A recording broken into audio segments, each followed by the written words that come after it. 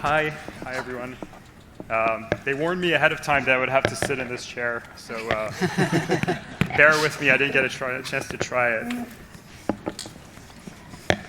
It's about as comfortable as it looks.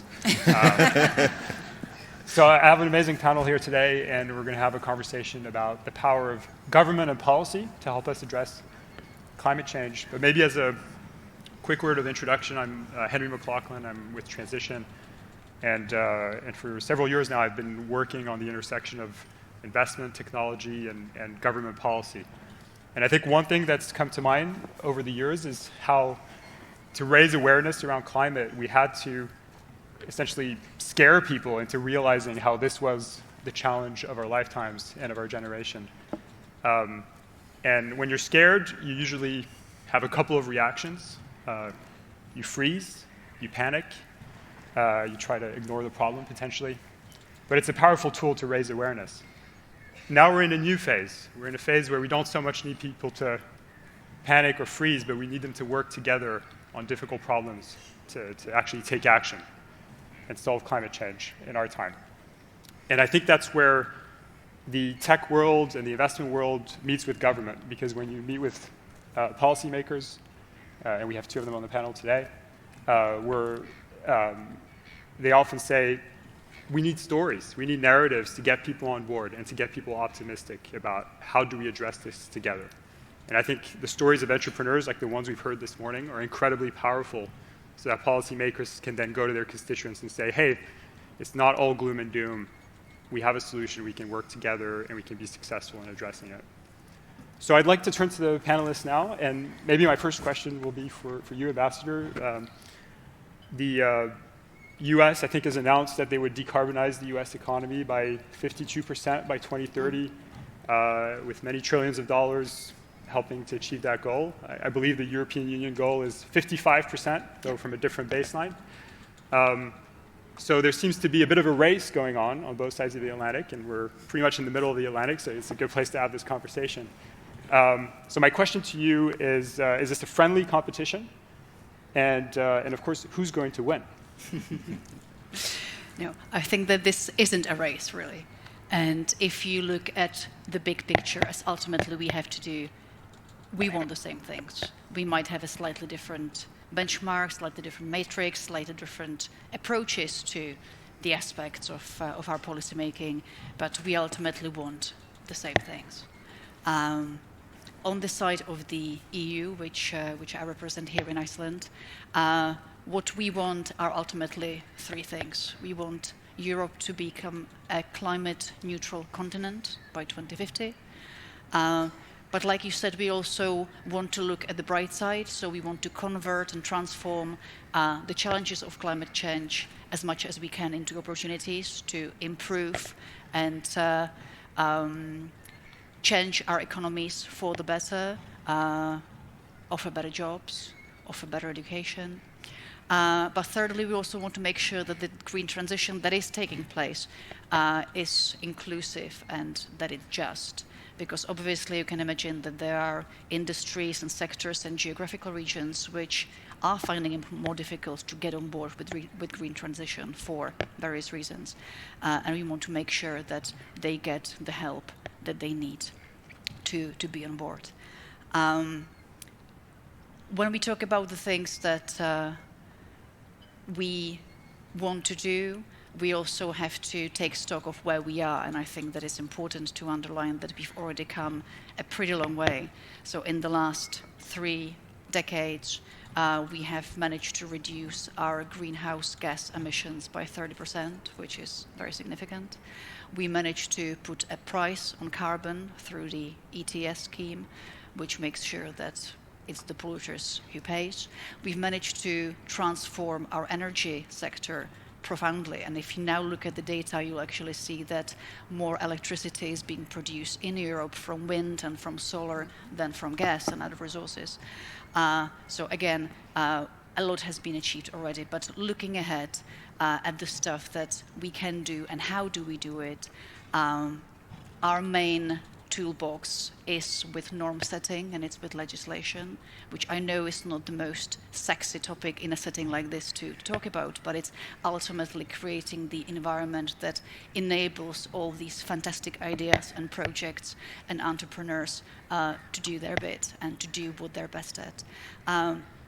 So if you look at the last package of legislation that we have on the table, it really includes everything. How we construct and build, how we produce food, sustainable energy, sustainable transport, all of that is here. And the other important aspect is to put our money where our mouth is. So if you look at the EU budget for the next 7 years, 30% of it is in one way or another related to climate, which is a really important statement of intent.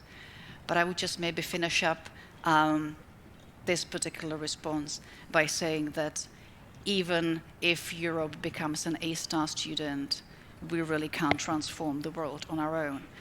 If you look at the data, the EU now produces something in the region of 7% of the global CO2 emissions. So we have to work with others as well, and we're doing that through gentle diplomatic persuasion, but also very hard and concrete policy tools, whether it comes to making sure that we have sustainability weaved into all of our trade agreements, to, for instance, providing development funding for sustainable projects in Africa, in Latin America, in the Western Balkans, and all around the world. Thank you.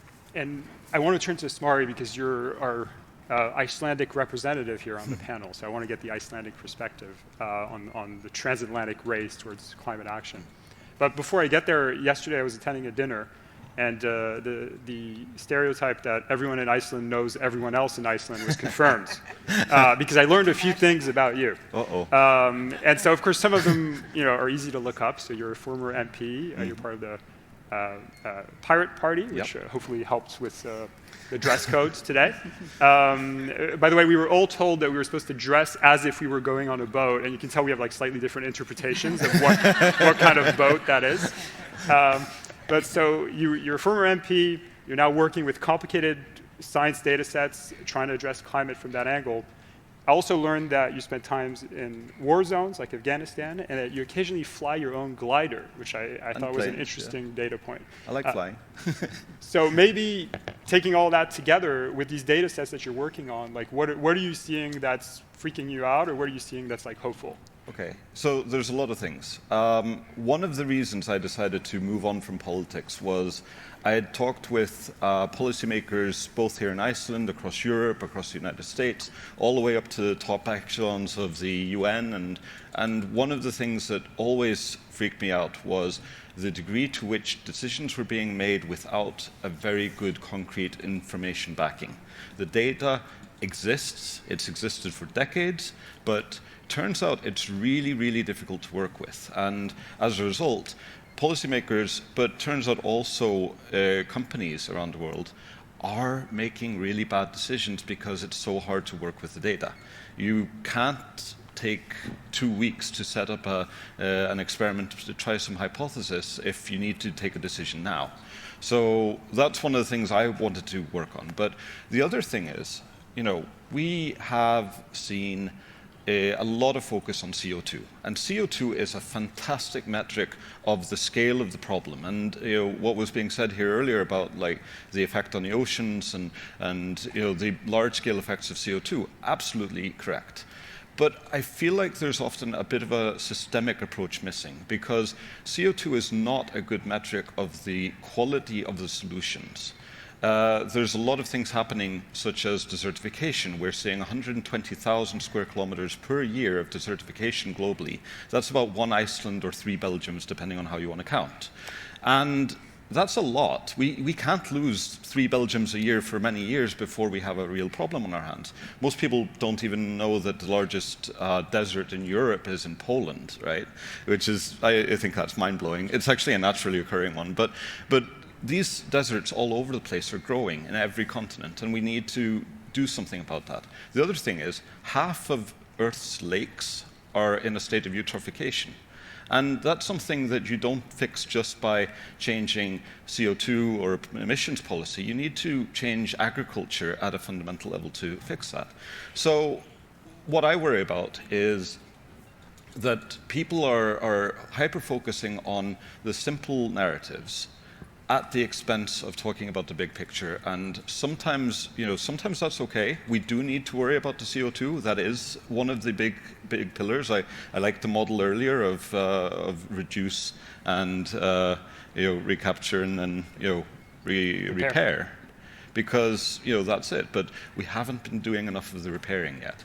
So maybe the last thing is, humans have demonstrated the ability to change the operational parameters of the planet. We have not yet demonstrated the ability to do so intentionally. And if we manage to do so intentionally, that means that we have gained control over the planet, which opens the biggest political problem in human history, which is who gets to decide what those parameters should be. And that's something I would like to start looking at more, is not just how are we going to fix climate change, but what do we do the day after we win? I think we can win. I want to jump off something you just said and turn to Laura. So in the US, I know you've dedicated a big part of your life to try to repair climate and address climate change, to use that repair phrase you used and that was used by a speaker beforehand. But in the US, we first had to repair our own democracy before we had a chance to do anything significant on climate. Can you tell us a little bit about your experiences of working on climate in the US when it wasn't a popular thing, and hopefully what you're seeing over the past 18 months and where it gives you hope? Okay, small question. Well, first of all, I would say I do think there's competition. I think it's healthy competition. I think the most overt sector of that race is in the startup sector. I also would say that it's a mistake, as much as I'm seduced by technology and want to support it and radical scaling of good tech, to be expecting a magic bullet. It really is all hands on deck. And perhaps the most single powerful mechanism is low tech, like regenerative agriculture, like planting grasses and seaweed and things that can really happen at massive scale, algae farms that are then paired with AI. But in terms of the US, I think that Europe has done by far a better job as a global region in public awareness and understanding. The U.S., as a lifelong environmentalist, it's been a lonely battle out there of frankly, a very specific demographic up until now, and we are catching up. So we may finally be putting the trillions of dollars in, and I hope that we make big progress. I think the real big progress will be in the adjustment of the global supply chain. That has only, frankly, been possible because of the pandemic.